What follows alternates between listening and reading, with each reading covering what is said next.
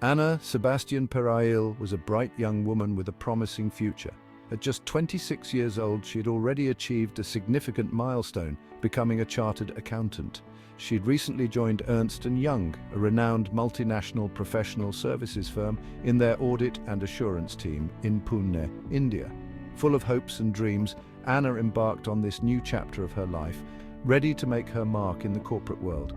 Tragically, Anna's journey was cut short. On date of Anna's death, she suffered a sudden cardiac arrest and passed away. The news of her untimely demise sent shockwaves through her family, friends, and colleagues. How could a young, healthy woman like Anna succumb to such a fate? As people grappled with their grief, questions began to surface, casting a shadow on the circumstances surrounding Anna's death. The focus soon shifted to Anna's work environment at EY. Allegations emerged, painting a picture of a demanding and high-pressure work culture. Whispers of excessive workloads, long hours, and relentless deadlines began to circulate. Could it be that the stress of her job contributed to Anna's tragic end? Anna's family and friends started sharing their concerns, shedding light on the immense pressure she faced at EY. They spoke of a work environment where long hours were the norm, and employees were constantly pushed to their limits. Anna, they revealed, had been working tirelessly, often sacrificing her personal time and well-being to meet demanding deadlines. According to her loved ones, Anna had confided in them about the toll her work was taking on her health. She had complained of chest pains, a racing heart, and difficulty sleeping.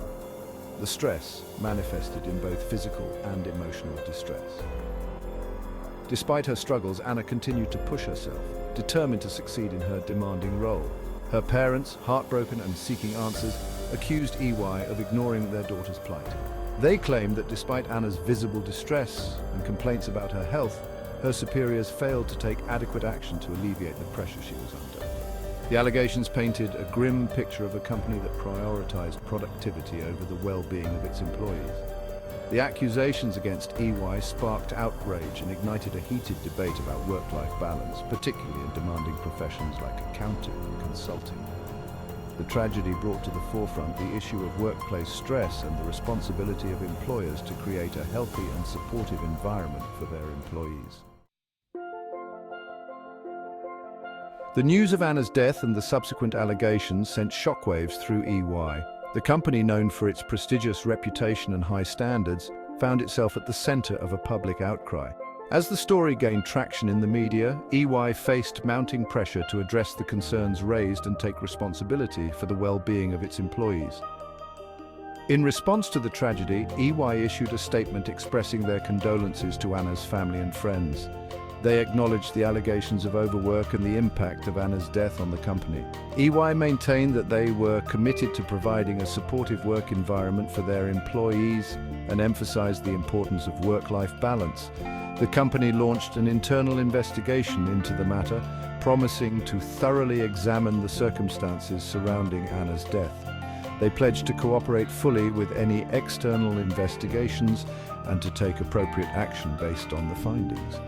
EY also announced plans to review their existing policies and procedures related to employee well-being, with the aim of preventing similar tragedies from occurring in the future.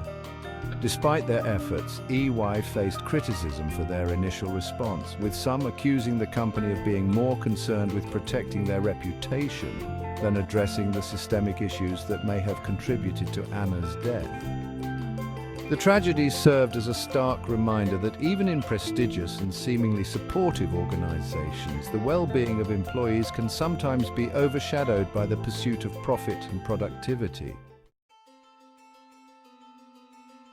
Anna's tragic death sparked a much-needed conversation about work culture and employee well-being in the 21st century.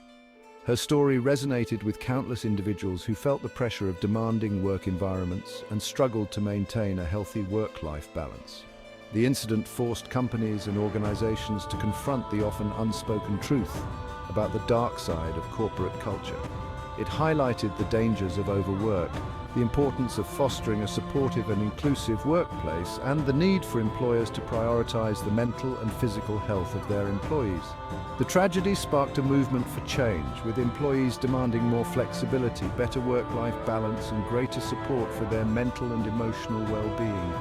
Organizations began to recognize the importance of creating a workplace culture that values not just productivity, but also the health and happiness of their employees.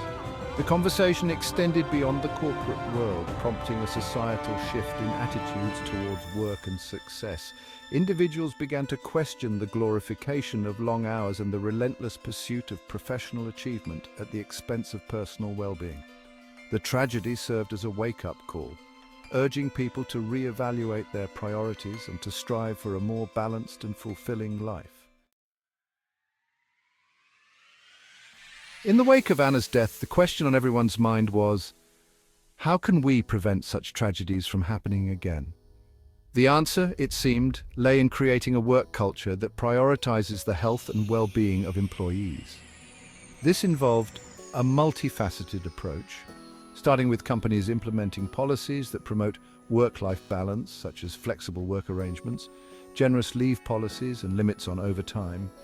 It also meant fostering a culture of open communication, where employees feel comfortable discussing their workloads and any challenges they may be facing. But the responsibility didn't solely lie with employers. Individuals also had a role to play in prioritizing their own well-being. This meant setting boundaries between work and personal life, learning to say no to unreasonable demands, and making time for self-care activities that nourish the mind, body, and soul. The key, it seemed, was finding a balance, a sustainable way to work hard and achieve professional success without sacrificing our health, our relationships, or our overall well-being. Anna's tragic story served as a powerful reminder that life is precious and that true success lies not just in our careers, but also in living a meaningful and fulfilling life.